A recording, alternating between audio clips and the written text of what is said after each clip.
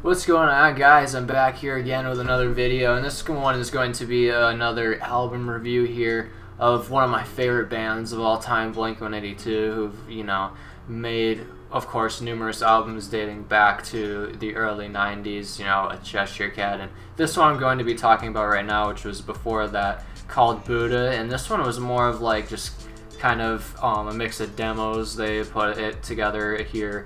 A lot of these songs ended up being redone for Cheshire Cat in a slightly more polished form, because this is an even more raw kind of form of Cheshire Cat for sure than of course that album was. And I think this is when they started to really put things together and release something on a mass scale, because they had a couple of demos. I haven't really listened to many of them besides, I think it was the Fly Swatter demo. I didn't really like it all that much, considering the production was pretty bad. This, it's a little better, but it's still not the best as a production. The production could have been better in this, which is why I'm rating this one of my least favorite Blink releases that's ever been made. Of course, I still enjoy listening to this from time to time, but it's not the best as a production, even compared to Cheshire Cat. Cheshire Cat's got better production for sure. But Cheshire Cat isn't like overproduced at the same time. The production in this, of course, was, like I said, why I rated it lower. But still, it showed their songwriting talents, which I do appreciate this for. Because, songs like TV or Carousel, all these different songs really proved, Blink-182 could be great songwriters, and this is where, it really first started to show, was in this release right here.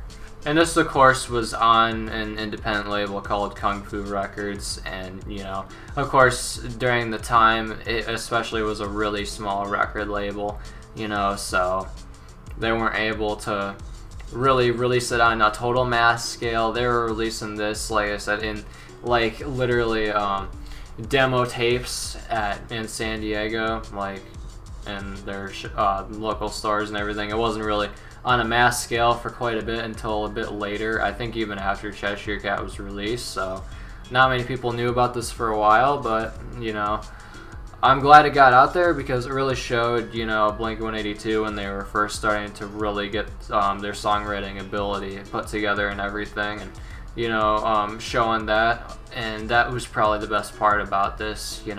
There was a couple of songs that were kind of exclusive to this that they didn't redo for Cheshire Cat.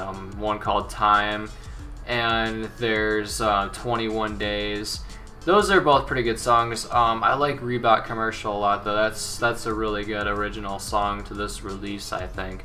The other version of Carousel isn't too bad either. The other version of TV isn't too bad. But yeah, this isn't bad, for something that doesn't have the best production, you know what I mean? But because of that, I'm only rating this 3.5 stars. It's actually, a pretty good release, pretty solid, but there's still other albums that they made that I prefer over this, so that's why I'm rating it that way. So yeah, peace out, guys.